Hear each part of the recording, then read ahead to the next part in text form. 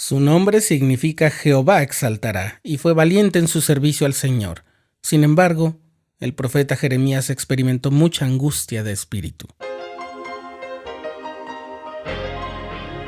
Estás escuchando el programa diario, presentado por el canal de los santos de la Iglesia de Jesucristo de los Santos de los Últimos Días.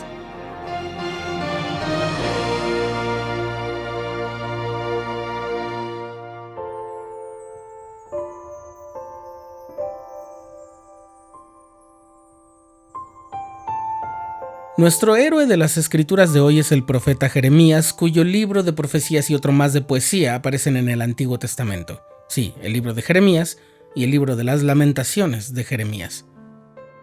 Permíteme compartir contigo el relato de la vida de Jeremías que el elder Jean A. Tefan, que fue 70 autoridad de área, compartió en una publicación de la iglesia.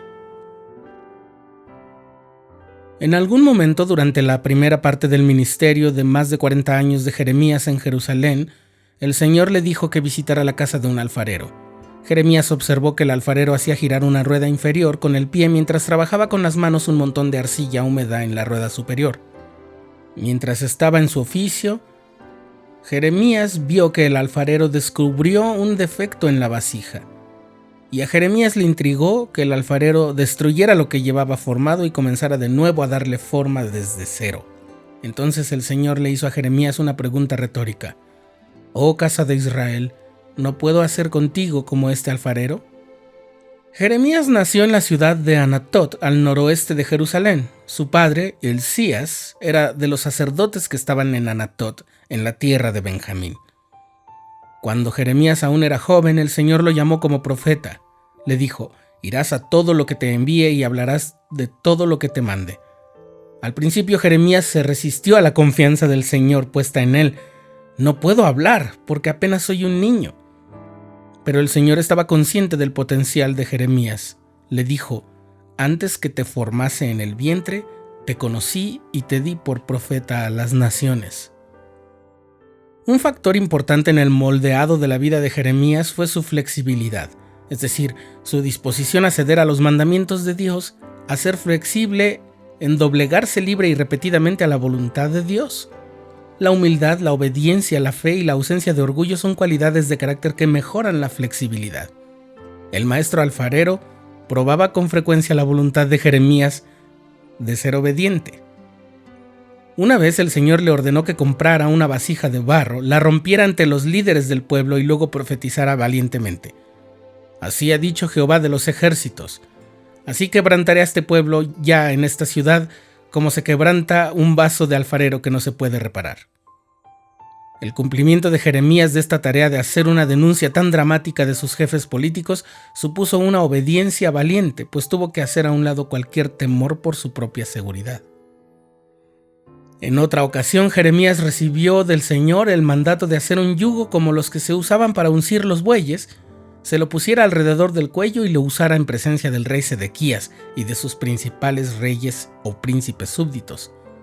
Qué extraño debió ser el espectáculo de Jeremías ante esos hombres de gran influencia y poder. Jeremías les dijo que el Señor había dado el poder a Nabucodonosor y que si no se inclinaban voluntariamente ante él, tal como bueyes bajo ese yugo, el Señor los destruiría. En estos y muchos casos, Jeremías fue lo suficientemente flexible como para hacer lo que el Señor le ordenó, sin importar cuán peculiar, impopular o tonto pudiera haberse visto o parecido ante los demás. Jeremías también fue un hombre que vio muchas aflicciones. De hecho, el Señor le advirtió en el momento de su llamado que reyes, príncipes, sacerdotes y el pueblo pelearían contra él. Pero no te vencerás, dijo el Señor, porque contigo estoy para librarte. Esa fue su promesa. Las siguientes son solo dos de las muchas circunstancias difíciles que Jeremías tuvo que soportar.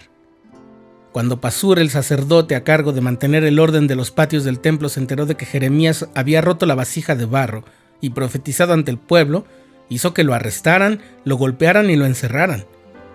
Al día siguiente, Pasur hizo que le trajeran a Jeremías, pero este repitió sin temor las palabras del Señor en cuanto a la destrucción inminente y agregó: Tú, Pasur, y todos los que habitan en tu casa irán al cautiverio.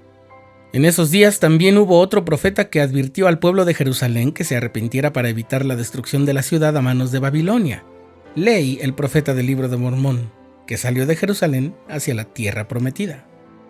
Mientras el ejército babilónico asediaba Jerusalén, Jeremías transmitió la palabra del Señor al rey Sedequías y a su pueblo de que debían rendirse. Eso molestó a algunos funcionarios, que luego utilizaron el intento de Jeremías de abandonar la ciudad como pretexto para arrestarlo y encarcelarlo por traición. Fue arrojado a una horrorosa cisterna calabozo para morir de hambre. Las cisternas eran como cavidades en forma de pera excavadas en la roca para recoger y almacenar agua. El sedimento se había depositado en el cuenco de esa cisterna a lo largo de los años hasta que era tan profundo que Jeremías se hundió en el fango. De no haber sido por el valor y la ayuda de Ebed-Melech, un sirviente etíope del rey, Jeremías seguramente habría muerto.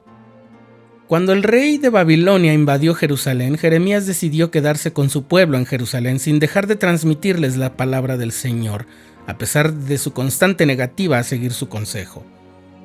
Se cree que Jeremías murió en Egipto poco después de hacer un llamado más a su pueblo para que regresara al Señor. Las cosas que sufrió Jeremías fueron algunas de las herramientas más poderosas del Señor para moldear y purificar su vida.